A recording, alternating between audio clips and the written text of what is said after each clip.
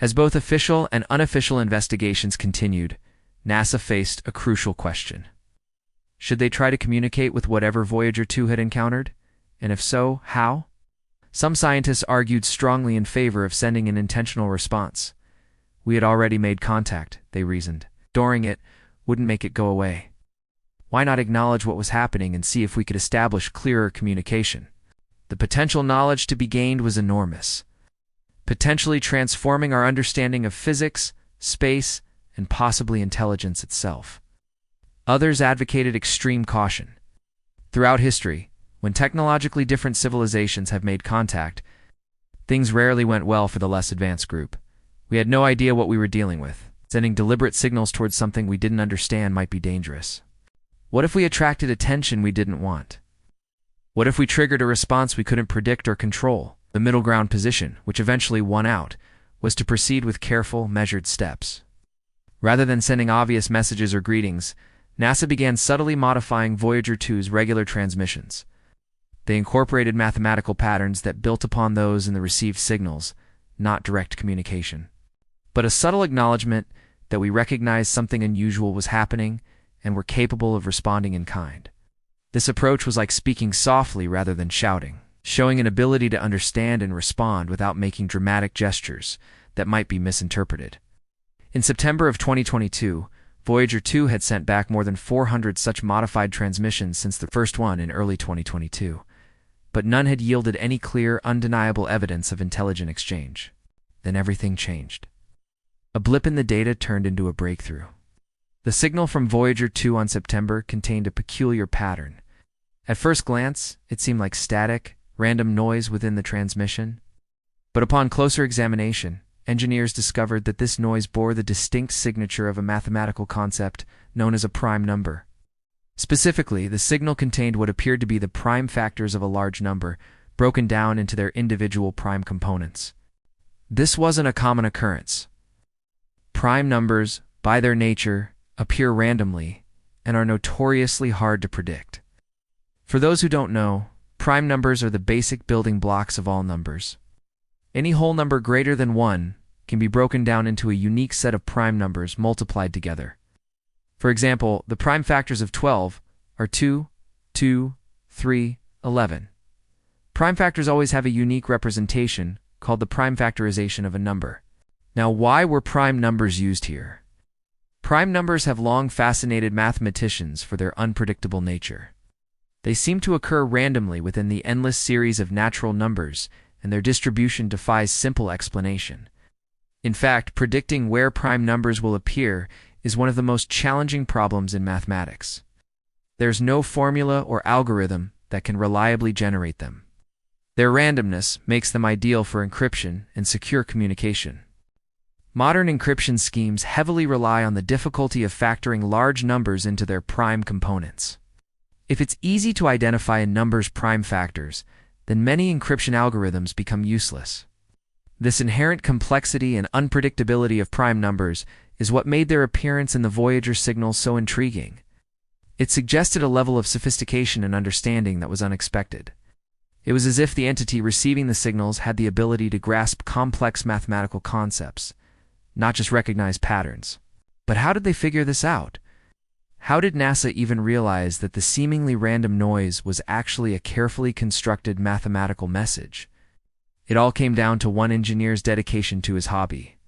Dr. Jerry Emin, a mathematician at the Jet Propulsion Laboratory, had a passion for astronomy. In his spare time, he pored over astronomical data, searching for signs of intelligent life beyond Earth. He was a key player in SETI, the search for extraterrestrial intelligence. Dr. Heim's expertise lay in understanding the subtle signals hidden within the vast noise of space. It was this skill that led him to make an extraordinary discovery in the midst of Voyager 2's data. While examining the new transmission, Dr. Heim noticed something odd, a pattern that hinted at something more than random static. It was a deviation from the normal noise levels, a deviation that when examined closely revealed a sequence of prime numbers. His initial reaction was disbelief. Could it really be a message? Is there someone or something out there trying to communicate with us? Of course, other engineers were skeptical too. Interstellar communication was a highly scrutinized field. Before any announcement could be made, the data had to be examined and re-examined. Every possible source of error had to be ruled out. But Dr. Himes' discovery held up under scrutiny. Got it. The prime number sequence was real, and it was embedded within the Voyager signal. However, prime numbers alone didn't form a complete message. They were more like pieces of a puzzle. To decipher the full message, NASA needed to understand the context, the overarching structure of the communication. This is where Dr. Himes' expertise truly shone. He had dedicated his career to understanding how intelligent beings, including extraterrestrials, might communicate. He understood the need for context, for a framework within which to place the prime number sequence. After careful analysis of previous signals, Dr. Emmon and his team realized that the prime number sequence wasn't a standalone message. It was part of a larger mathematical concept known as a continued fraction. Continued fractions are a way of representing numbers as an infinite sum of fractional values. They are a powerful tool in mathematics with applications in various fields, from number theory to physics. But more importantly, they provided the context Dr. Hyman needed to interpret the prime number sequence. When the prime number sequence was placed within the structure of the continued fraction, it revealed a simple yet profound message. It was a greeting of sorts, an acknowledgement of the fact that NASA had been trying to communicate with something out in interstellar space. It was a response to the mathematical patterns NASA had been sending, a confirmation that whatever was out there understood these patterns and wanted to engage.